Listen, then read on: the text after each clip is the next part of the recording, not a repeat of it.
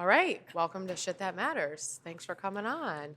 Thanks. Yeah. So, if you want to just give a little introduction about yourself and the organization that you work for, and we can go from there. If that works. Okay, so my name is Jen Lawrence. I am the Employment Services Manager at Interfaith Works. We are one of the refugee resettlement organizations in Syracuse. So I work through the Center for New Americans.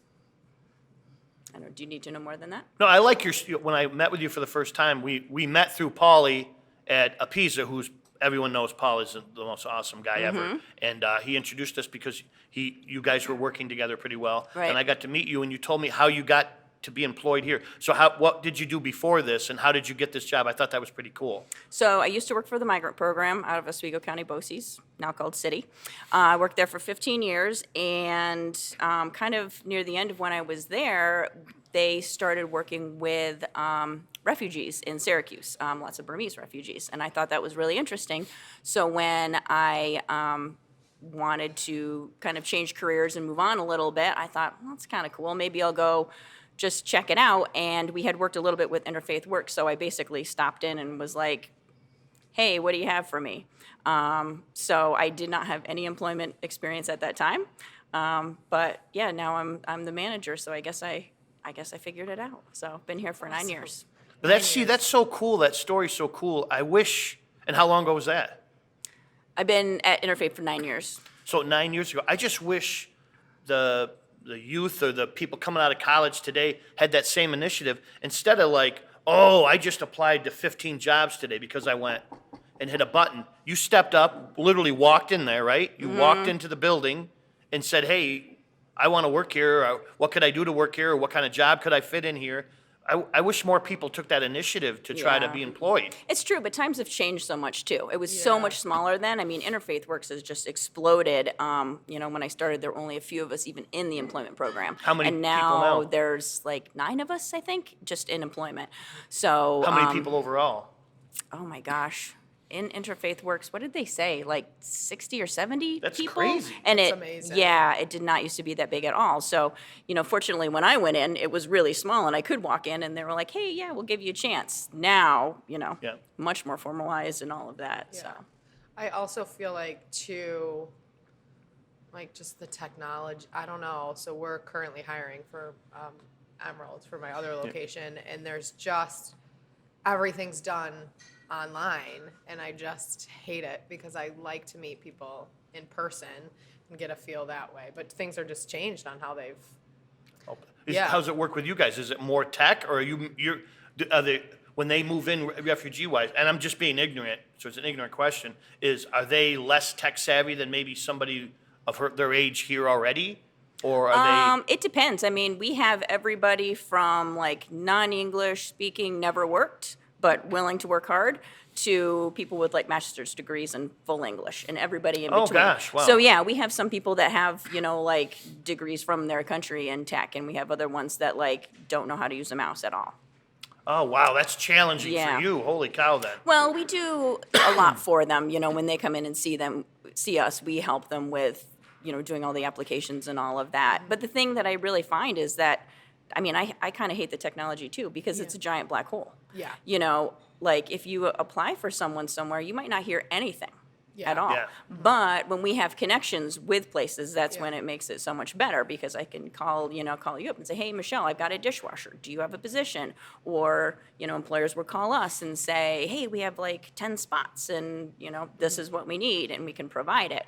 But if I had just, applied online to that very same company, we might not even hear anything. Yeah. Yeah. So it is kind of challenging. So but hopefully that's- we had a nice call, conference call. Wish we'd had more people on the call, but some people locally had already used. Joey Khalil from Home Team Pub uses it. Paulie uses you. I know Karen from Possibilities was going to reach out. She was really interested in learning more about it. But you had told me one of the cool things you just mentioned too is that, say you have 6 people and you have jobs for them. How do you find those places? You just go on LinkedIn and Indeed. But if you have a community or a network of people that you can reach out to, like a Michelle or a Paul or a David at Kitty Hoynes, and say, hey, I have somebody. Do you have a fit? Makes things a lot easier and smoother. Right. Both Yeah. sides. Especially when we have people that have skills, because sometimes we Yeah. do have a cook or, different things. So when we have, a variety of connections in our network, it really, really helps. And then we can, place people. So How are you funded? we're federally funded. Okay. Yep. And then we have lots of other different like grants for different programs within employment. So yeah, we work with all kinds of different people. So under the umbrella of what Interfaith Works does, what are some of the other services they offer? Or can you just talk a little bit more about the organization in a broad scope? Yeah, so we have a lot of really great programs there. One of them works with seniors, kind of going into the homes and setting up them up like one-on-one, things like that. We have a dialogue center that does really amazing things. They have police dialogues. They go into the schools and talk to kids about different things. Just all kinds of great programs. Within the CNA, we also have a program for like people that might be like more medically fragile or need extra help when they come. So as soon as they get here, they get a caseworker to help them do, get all the appointments they need and get everything sorted out. So You're finding them housing as well, too, right? yes, yeah, and that's one of the tricky things these days because, obviously there are a lot of people coming right now. We have a lot of arrivals, so the housing team is like, kind of running crazy and trying to figure it all out. So yeah, so once they get their housing and they get their orientation, then they get sent over to the employment division, and we give them a job readiness class so that they know what's expected in the United States, because it really is different in all different countries. Yeah. And they are legal to work as soon as they come in, but they don't always have the documents, or it's sometimes hard to convince employers, because most employers don't know the rules of everything, that they are legal to work as soon as they get in. Right. So we usually wait for, their documents to come in, and then we can help them look for jobs. In the job readiness class, what are some of the main like cultural aspects that you feel like are unique to like American culture that you have to teach? I always say to them, I think it's so. That's a good question from you. it is a You good must- I'm good at question. this. Man, It is a good man, question. Without you drinking for the month, you're so much more alert, so much more ready. I wish wow. I just think the cultural aspect's so interesting because there's probably so many different things that are like That we take for granted, kind of? No, being but here just that- culturally acceptable in other places, Right. and then here it's not. Yeah, and I What's started something that- asking that too, because I used to go in and just teach the class. And then I started saying, like, this is the way it is in the United States. What is it like in your country?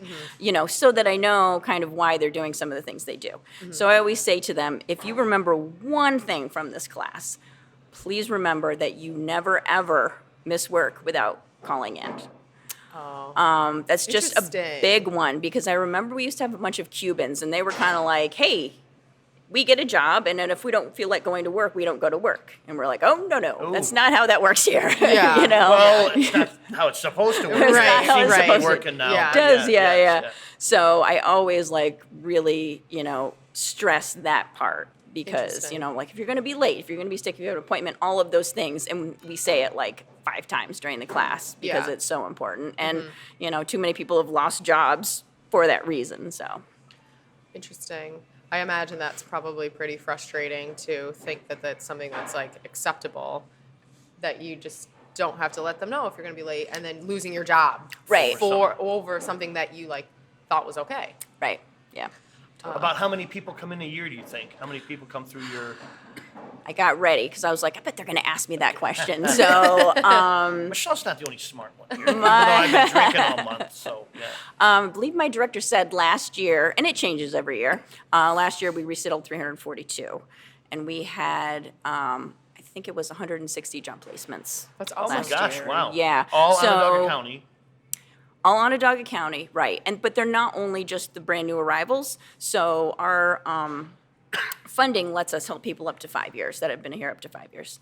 No, I'm wrong. Sorry. They let us help them up to being a citizen with different programs. So people will come back and see me. So there are people that I've had when they first got here, and then they'll come back and see me and say, hey, I need another job. I need to move up or whatever. So.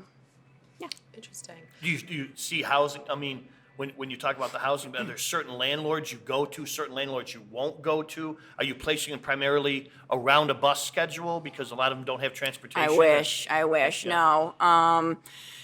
We kind of, we have the housing team that does have really good connections with lots of different landlords. They're always looking to connect with new landlords because there's such a housing issue. In fact, we've been putting people into Airbnbs, for a couple of weeks my until we gosh, wow. find something. Yeah, because we don't always get, a ton of notice, and, they have to be ready, have to go check out the apartments, make sure they're going to be okay and safe and all of those things. So mostly on the north side of Syracuse. We have a lot of Ukrainians that are resettled in Solvay. Yes, you said that. Yeah. So I wish it was around the bus line, but Do you feel like the bus line is pretty good in Syracuse? no. No. Yeah. Interesting. Is that a question you ask? I mean, it's bigger now probably than, I would think people have Uber and Lyft and stuff, other ways to get to work. but- It's so expensive compared Yes. to the bus line. But the bus line so I have people, we're on the bus line, so we've had a number of employees that take the bus. But it's hard too because some of the bus schedules don't necessarily run around our schedules. Right. So like if you're scheduled to be here at 5 p.m., sometimes the bus gets here at 4:15 or something like that. So you either have to stay here for 45 minutes without getting paid, or taking an Uber, which from the city of Syracuse, it could cost $30 at like, depending on if that's a peak time for traffic. Right. So, I mean, we've had a lot of people successfully use the bus line, I think. But it's under kind of circumstances like that where it's like, it's a little bit of. I know they're trying to change things, but Yeah. yeah, it is complicated, especially when you comes down to like a big factory or a warehouse or something like that. They are not flexible. Yeah. This is what the shift is. Yeah. And so, they will say we're on the bus line, but I only, I'm like, okay, I still have to research it because Yeah. same thing, like maybe it gets there 10 minutes after their shift, and that, employer is It's not gonna going to work. accept No, that no. at all. So, yeah.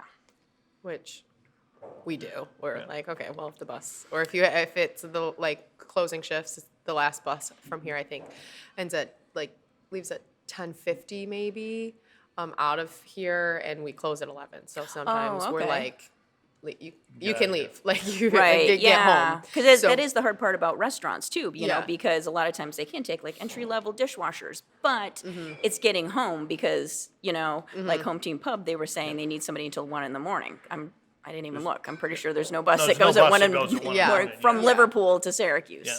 So, yeah.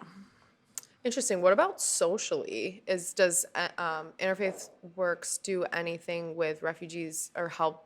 Like, I feel like it could maybe be sometimes like lonely coming to a new country and Another good question. not being. Mm-hmm. Is there resources for that? Is there connection? Like, what does that look like? Actually, within the employment services, we have a program called Making a Connection, and it's like my favorite. It's such a great program. So it's for clients ages 18 to 24 who have been here less than 5 years. And they do all kinds of things. So not just the normal, like, get you into school, get you a job, but they also go do community service and field trips and things cool. like that.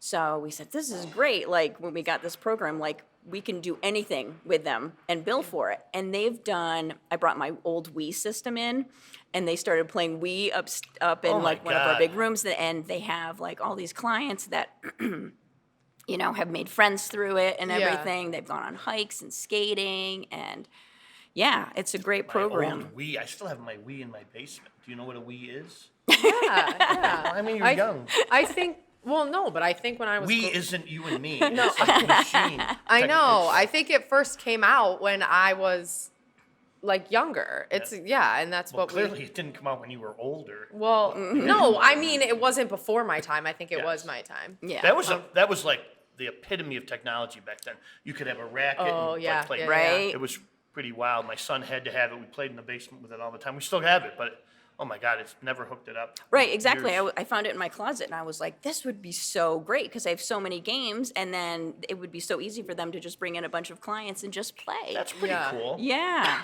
Yeah. But that's a piece you don't think about. You're in a new country. you don't know a lot of people, maybe just your family that's come with you. How do you go and meet, you have maybe in a lot of cases, a language barrier. How do you find somebody of your own, Right. speak your language to do Yeah. things? And I mean, because you're just starting your life from scratch, and so much of, like, I think about how lucky I am to have such an amazing support system that you need that, even if it's a support system where you go out to a restaurant and laugh, like, that's Yeah. important. So that's cool that they're able to do that social. made me think of something. So are a lot of these people coming, what would be the main reason they're coming here into the country? War, fearing for Yeah. their lives, you know. Wow, have you heard some stories from them that are Oh, pretty yeah. traumatic? Yeah, or- a lot of people that have come and said they watched like a lot of their family be killed, you Oh, know, my that they were on the God. run. Yeah. So it's really hard. And they don't talk about it a lot. That's the thing, you know. In a way I wish they would, because it reminds you, you know, like where they came from and, you know, gives you an extra push to help, you know, we're helping already, but, Yeah. you know, And you they've have- been you- through so much. You have kids, right? How old are your? 18 and 14. And what sport? Is it hockey? I see Hockey, The right. most expensive sport a kid can play. Right. Right? On the parents. Yes. And, Well, who do they play for? Where do they play? Lysander. Oh, okay. Yep. Okay. And Michelle had, how old's? Four? Elijah's 4. Four. Yeah. So I think we all have some advantages here that we see that maybe other people, and we all see some stuff that we've seen in our life that maybe our kids, we don't want them to have to see. But in a way, you want your kids to say, hey, look, man, yeah, you might be bitching because you didn't get what you wanted in your lunch, or I didn't buy you those new Right. sneakers, but take a look at what I work with every day and see Right. what these guys are dealing with on a daily basis. Right, You know? yeah. Hey, we have this family, and they basically, like, feared for their lives, managed to get on a plane and got here, and they came with nothing. And some of their families in another country, and some of their families back, you know, where they were, and they're worried about their lives. So, yeah. So, what are some things that people can do to support interfaith Yes, good works? question, Like, too. I mean, it's federally funded, so, but when refugees settle into housing, do you accept donations? Do you accept, what's that process look like? We do. We have a whole warehouse for all of the things because, you know, when they come here, we have a whole list of things that we have to provide for them. So Okay. we do take donations there. What are and- some of the things you'd have to provide, like? Beds, you know, all of the things like in the kitchen, you know, certain number of pots and pans and cups and all of that. A lot of times people will donate like decorative things. So we have the things that are like required, but then we have another team that kind of goes in and, you know, knows who the family is that's coming in, that they have little kids or, you know, wow, and then okay. they try and, you know, put things in that would be appropriate for them, you know, and make it look nicer. Curtains and things Yeah. like that. So, yeah, you know, donations of things is always good. Donations of money, that we've always got all kinds of programs out that are, you know, helping everyone. You know, we always take volunteers because sometimes we need, you know, different things. Sometimes help in the warehouse, sometimes help with driving folks around or bringing them to an ESL class or something like that. I think my cousin used to do that. I think she used to help. She was a transport in like a transportation volunteer. If they're volunteer, and she used to like just drive people to appointments when she could. I think a long time ago, but Yeah, with our big expansion, we've got like a whole volunteer coordinator, which is really awesome. That's You know, before it awesome. was kind of, we were just piecing it together, but now she's in there and, you know, can talk to the volunteers and figure out what they're interested in because there's a lot of different things you can do. You know, we've had people that have come in that were like worked in the banking industry. And so they'd come in and teach, you know, some of our clients about banking or savings, different things like that. We've had people that have come in and taught some of our job readiness classes, you know. So it's kind of something for everyone. So how did so your high school, you grew up here or Canton. Canton, New York, yeah? Yes. Okay, yeah, so grew up in Canton, cold, freezing your ass off, but playing hockey, I'm sure, because Watched hockey's it, big up there, yeah, hockey's right? big in Canton. I went to SUNY Potsdam, so. Did you? Yes, so I drank at Sergi's and had the best pizza roll in Syracuse from Sergi's, great guy, Frank's a good guy. Josie's. Josie's, oh, Frank, if you're listening to this, please. She just spoke blasphemy. Frank Sergi's a good guy. So, I know anybody that goes up to the North Country or, lives there for a while, I always say you have to answer the big important That's question. Are you a Josie's- Sergie's or a Josie's? And you've ever yeah. had a pizza roll or? No, I don't know what you guys are Oh doing. my God, it's like it's like a small pizza, kinda, that's rolled into a It's like a roll. stromboli. Yeah, kind of like a stromboli. Oh, okay. But, and then back when I was in college, they were $2.99, and they would deliver them to your dorm. Oh my And you'd God. get them at like 3 o'clock in the morning is when they stopped delivering. And you would eat it, and the grease Right, it was like just a giant rolls all down your arm, but it's the most Yeah, 'cause amazing it was, like, fried, thing. yeah, Oh my God, yeah. it's so good, it's so good. No, But, it's- so how do you end up from Canton to Syracuse? Where'd you go to school? I came down to go to SU. Yep. Yeah, early childhood special ed. Clearly, I'm using that. Not. Yes, yeah. Yeah. So it was just one of those things. When I was working at SU, or when I was going to SU, I was looking for a side job, and I ended up being a tutor in the migrant program. And so that's how, like, that whole progression. Yeah, I ended wondered up. how you got to where you. Yeah, because Canton, as you know, is not uber diverse, No, and so no. there were not migrants or refugees for not a lot anyway. Although Potsdam does have a migrant program. Oh, So, really? Oh, wow. yeah, but Okay. I know growing up, I never saw any of them, so it definitely wasn't something that I grew up saying like, "Oh, these are the people I want to work with." It just kind of happened. I grew up in outside Williamstown, so huge migrant program up there. Davy Huge. Jones and everybody, Right. lot of migrants up there living. And worked when I was a kid. Yeah. Right? Yeah, I used to have to travel up that way for Yeah. the migrant program, visit people out in the sticks. So Well, that's I think an advantage. And I went to a bunch of different state schools. I talk about this a lot. Going to a private school like Syracuse, you don't realize how diverse the population is. So I come from Altmar, Williamstown, and I go to Potsdam State. Most of the people I see are people that look like me, right? Or people I can associate with that I've seen around.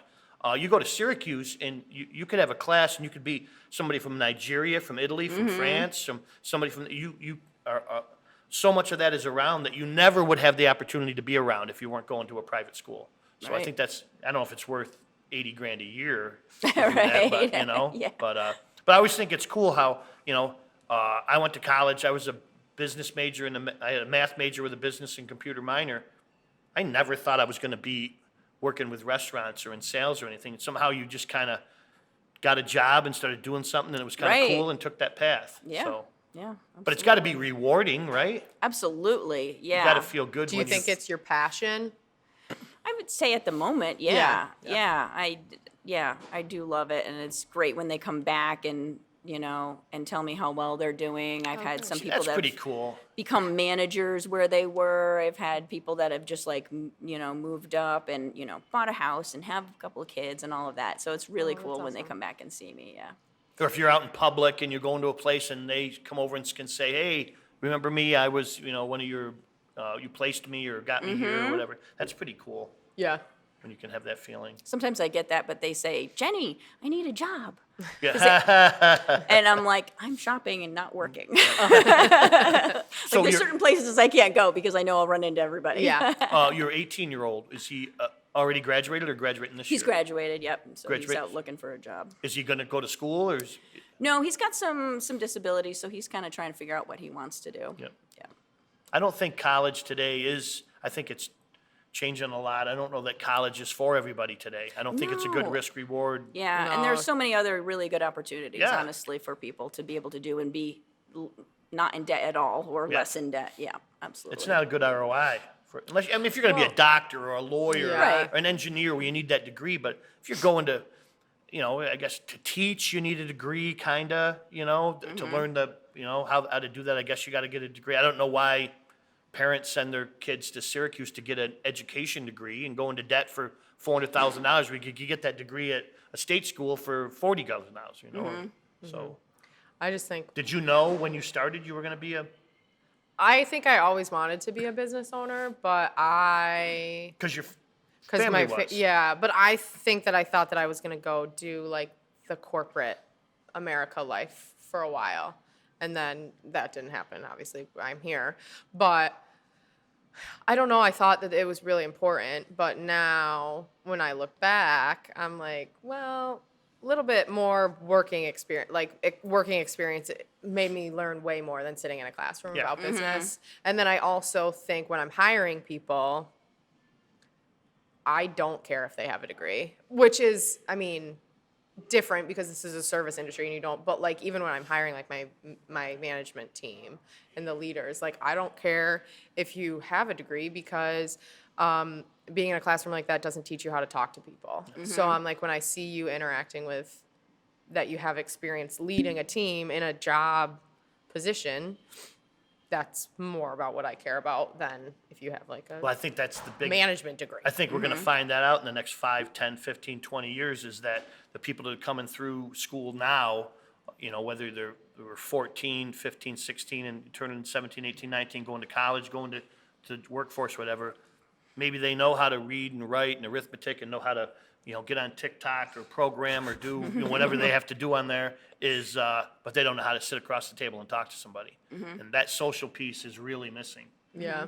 That's when I went to college, I was not a good student.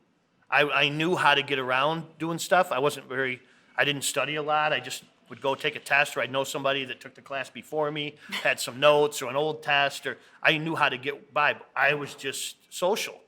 So the college to me taught me how to be social, how to build a network and how to have relationships and not screw them up and how to be loyal and how to talk to people. So my wife used to say you could pick me up with just the clothes I have on, no wallet, no ID, no money, and drop me in like Kansas somewhere and come back in a month and you'll be I'd just probably fine. I'd have a job. You'd be like in somebody's wedding, I feel like. Yes. Oh my gosh, yes. Yeah, good point. You'd be Good like point. you'd be like, I met this couple and I'm gonna officiate their wedding in Oh a my couple gosh, weeks. yes. So, too funny. Yeah. Okay, so I think I texted you this weekend and then realized that it was Saturday, so I apologize. That's okay. That's okay. I get that all the time, and I know I grew up in the restaurant industry, so I totally Oh, cool. get Where, the whole thing. My parents owned McCarthy's Restaurant in Canton. Oh, cool. Have you been there? I don't know. Was that a nice place or? Yeah, it was. So I It was like a probably went, family, family place on the Route 11 on the way out from Canton. Was that McCarthy their name or? That was the name of the people that owned it before them. Yep. So yeah, and it was pretty well known. So They kept the name. Is it- cinnamon rolls and pies and rolls. Yep. Oh, cool. Yep. So I know schedules are crazy. So. Yeah. So I have some job openings. So for anybody that does have job openings, what are the steps that They can call me, call Interfaith Works and ask for me, or email me. And just like, I want to say there's no guarantee I'm going to have what you need. Right, Obviously, yeah. because we don't know what we're going to get. We don't Right. know who's going to show up and who's going to have what skills. But, we have a list, and so we're always keeping an eye out, like, oh, that guy can cook, or, whatever. So, yeah, we'd have a bunch of people right now that are looking for, like, dishwashing, like something like after, like in the evening, those kinds of things, and, we have placed several, like, limited English dishwashers, and they've been, totally just fine, so. Paulie was telling me the story. He's got somebody there he really loves that does dishes, who's a bit on the older, in his 30s, that when he first came here, he only knew how to say hello. That was it. But with technology today, they go on Google Translator and they would say like, hey, go out and sweep the sidewalk, whatever, and then they play it back, and he would be like, hello, and then goes out and does it. Says the hardest working guy Right. in the place. But now he's learned some more words and stuff. But I don't think anybody should be intimidated by the fact that maybe you don't speak that language, because there's technology that can Right. help, Absolutely. Yeah. do that. So And we'll send somebody in to do, if we can send someone for a couple of hours of training, send an interpreter, and, make sure they know what all, they should be doing, things like that. do you speak more so. than one language? I speak little bits of everything, kind of, yeah. Just about everybody that I work with, I try and make sure I learn some things so I can say things to them, so, yeah. Yeah. I feel like That's pretty rewarding too, I guess, to be able Yeah. to. I can swear in a bunch of different languages. I know that's not hard to believe, but. But I want to I want them to know that, like, I'm trying their language and it's okay for them to, say some messy English and it's okay. Yeah. It's totally Do you get fine. that? And that's a good point too. Do you, when they come, are they all, I can't imagine everyone that comes here is all like, oh my gosh, I'm happy to be here. Everything's great. You got to have some people that are still a little defensive. I would expect. You got to find a way to get through to. Right, Probably. defensive or angry or Gotta be kind of traumatizing. everything, right, Yeah. yeah, they've been through a lot, yeah. yeah, I think probably Any physical threat against anybody coming in? I mean, Ukraine's a big topic now. In the past, we've had different countries where maybe perception around town isn't a positive way, and when they see somebody from that area, maybe anybody have any harm done to them? Not that I've heard of. Nothing? No. That's good to know. I you mean, know? the north side is kind of rough, period. And I Right. don't know, any trouble that's happening there. I don't know is it's directly because of just the refugees being there, but yeah, it makes me kind of nervous for some of my clients. Because I used to say, well, just don't go out at midnight and you'll be okay. But, now there's things happening in the middle of the day. You don't go to the so- mall after 5:30 at night, I mean, that's, Right. it's getting bad now, Yeah, and I feel bad because they just escaped all of this, violence and everything. And I hate to see them in it still. Yeah. So. Do you think having them in a job role helps with their English, like being submerged in English? Or, Yeah, speaking, definitely. Yeah. I feel like it's probably the quickest way to learn because Right, you kind you're of just have to. immersed and you don't have a choice. Yeah, Right. Yeah. Yep. Some of the vernacular, that's a big word, vernacular. What, yeah. Some of the vernacular in the back of the house Oh, yeah, probably. might not be conducive for out in public. Yeah. Some of the things people say, Yeah. some of the terminology or Right. I know. somebody asked me one time if I could put a translator of slang in the kitchen to what it meant. Like when you're 69 something or 86 something. Not that. 86 something. Cut that. No, don't cut that, Ryan. When you're 86, there's a lot of terminology in the kitchen that maybe Right. some slang around the restaurant that you know. Yeah. Right. You know, you and we don't always know. find that too with even interviews. We do mock interviews with them, and we can do that, but people say things in a different way, and they add in all kinds of different, words that they don't necessarily know. So, Oh, yeah. Oh, I never thought about that. right. Especially, well, for me, because I hate interviewing people, just because I feel like, and for a potential employee, because I feel like they're nervous. So that makes me angry. Then I'm like, just calm down. And so I I interview very casually. And so I would assume that type of, because when you learn English or any other language, I feel like you don't learn the slang first. You learn the Right. strict. It's the hardest thing you'll ever do Language. in your entire life. Is It's the learn- most stressful thing you ever What? have to do in your entire life. Learn English? No, go on a job interview. I've got Oh. 30 minutes to make you on the other side of the thing believe I'm a good person, a hard worker, Right. I'm nice. I got 30 minutes of my time to make you think I'm a good person or I'm good Right. at something. It's harder than asking a girl out on a date. It's harder than it's the hardest thing you ever have to do. And people, like you said, are really nervous. I probably interviewed, I don't know, 5,000 people in my life for jobs. I always try to keep it a little casual. I don't ask all those, where do you see yourself in 5 years? And, Yeah. those goofy questions that they tell you to ask. I ask those, what's your favorite book?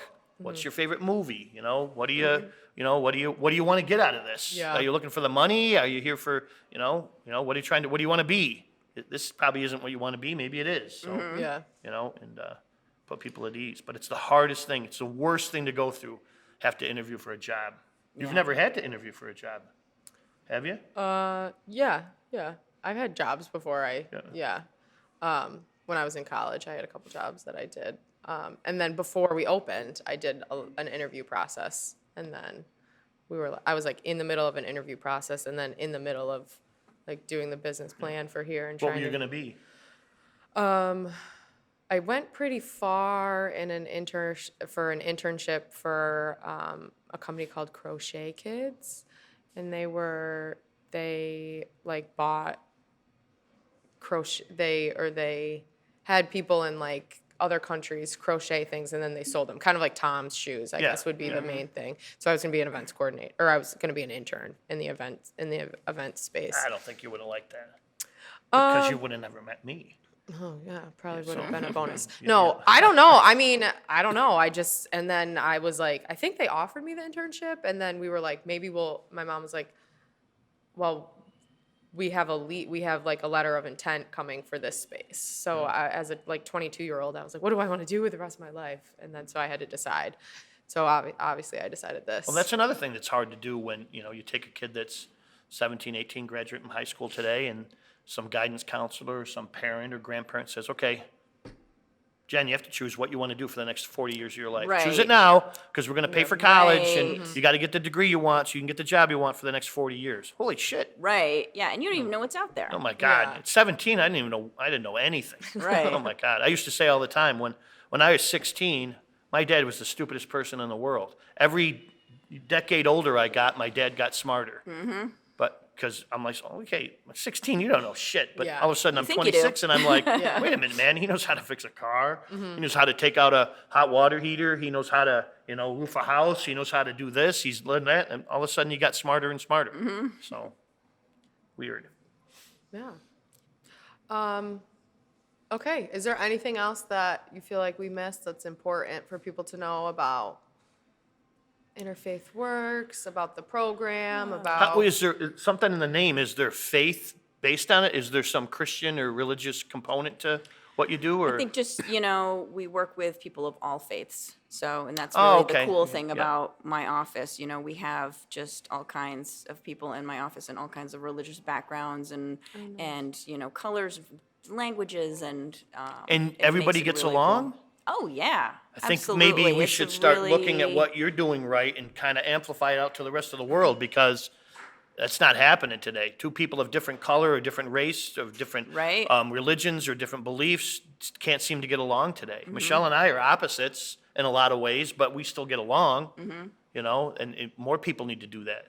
Right. So, No, yeah, we're very big on diversity there and affirming dignity for all. So That's part one- of is that our one of your mantra, mod- yeah. Oh, I like affirming dignity for all. It's kind of hard to right. say. Right. Affirming dignity for all. You try. Affirming dignity for all. That's easy because you've already heard us do it, man. Yeah. Yeah. So- No, I think that that's cool. There's so much more that people have in common than they have that's different. Mm-hmm. So I think that that's really important. And it's easier. It's way easier to be a nice person than it is to be an a-hole. Mm-hmm. Way easier. I think it takes more effort to go out of your way to find a fault with somebody or be mean to somebody than it is to be nice to somebody. So, Mm-hmm. so we have certain questions we always ask at the end that we don't tell you about. Okay. Okay. So my question's always like, what's your favorite movie? Steel Magnolias. Oh, okay, that's cool. I'm all about the sap. Yeah. Oh, that's good. That's good. Is that why you like the crying kind of? Yeah. Yeah. Oh, yeah. Yeah. In fact, I remember watching that movie in the theater with my then boyfriend and like holding my breath and trying not to cry. Oh my During gosh. this whole thing, and I was like, Oh my gosh. That was a good answer early too. Sweet Magnolias. Yeah. Yeah. That's the first time somebody said that. Yeah. I'm a Godfather guy. I don't think I've ever watched that movie. There's so many haven't? movies you haven't watched. Well, okay, because I'll say that it's sad. It's a very oh, sad. that's why she doesn't Yeah. watch It's I a don't Wonderful like. Life. I but don't. there's so many parts that aren't sad and are so good. I know, but it's the vulnerability for me that I don't like to just cry at movies. I don't know. I don't want to be. I like comedies. I just want to laugh. I want something to be light. So I think now we have to have a podcast where I go out of my way to get guests that we make Michelle cry. Well, no, that would make me feel so uncomfortable. But she's never seen It's a Wonderful Life with James Stewart and stuff wow. because she said it's sad. Yeah. You Well, know? my other favorite is Sixth Sense because that was one Oh, of the few wow. movies Yeah. like I did not see the ending coming. Same here. And I was like, holy crap! Well, oh it my makes God, your you brain guys. go. Right. And then I backwards. had to go back and watch it again to make sure that all of those things were actually true and, that it really like worked out and it did. Yeah. Very I cool. have seen that movie, but it was spoiled for me before. Oh. Which is the worst because everybody talks about it like it's this crazy like shock value, and I never got to experience that. But, Yeah. The other thing mess I it up. ask is, do you ever have a nickname? Do you have a nickname now that you like or don't like, or did you have a nickname when you were a kid that you liked or didn't like? Not like Jenny or something, but something. Yeah. Jenny is it though, because I've never ever been a Jenny. Like ever. Like I don't look like a Jenny. I'm not like little and cute or Yeah. any of those things. And no one has ever, except for my dad, calls me Jenny sometimes. And for some reason, when I worked at Interfaith Works, all of my clients call me that. Every single one. Like it doesn't matter wow. what country they're from. Jenny, I need a job. That's like the big thing. So You don't get upset with it, or no, now at this point I'm like, there's no way I can change it. So yeah. what about when you were a kid? Kids are mean, and they always come up with goofy names for people. I don't No think I nickname had- when you were a kid? No. Nothing? I don't think I did. Nope. Are you just not telling us because you don't want us to use that No, nickname? I would. I promise. I can't think of anything. You're like, what was the mean nickname that you had? Tell So us. I What is the can most use it now. Yeah, traumatizing tell us thing? what Yes, you oh my got God, bullied that's funny. for. That's funny. Okay, so then Is that all of yours? Yes, that's my questions, Oh, yeah. So then she always says, No, so then my question is, if people were to take away like one thing about you or your organization from this podcast that you would want them to really remember, what would it be? Oh boy, I'm just gonna say to remember that, where hiring refugees might have its challenges, it's also very rewarding. Like, I love that. they are all people that are working hard, not to just support their families here, but they're sending money home, to all of their family members that can't get here. And so, they're really worthy. And I'm talking about like the non-English speaking people that might be your dishwasher someday, all the way up to people that have come with an accounting degree or an engineering degree, because we've got a program for highly skilled workers as well. And I know it's a little bit more complicated because they got their degree in another country, but they've got so many skills, and just because their English might not be perfect, you really need to give them a chance. And Just because they got their degree in another country doesn't mean that it's less than, though. Right. It's just a little bit different. right. Yeah. that's a good answer. Yeah, I like that. I think people need to be more tolerant in general to people. The other thing that was surprising to me is, and still surprising, is a lot of people bitch about the United States and some of the things we do, or living in Syracuse, or their own personal situation. They don't realize how good you might have it compared to somebody else. But there's people coming to this country because the country that they're in is way worse than it is here. Right. So, yeah, you didn't like Syracuse's basketball team because Boeheim shouldn't have been the coach, and that's your biggest bitch for the last month? Come on, man. At least you're watching basketball. You have a TV. You have a job. Right. You got to eat some chicken wings.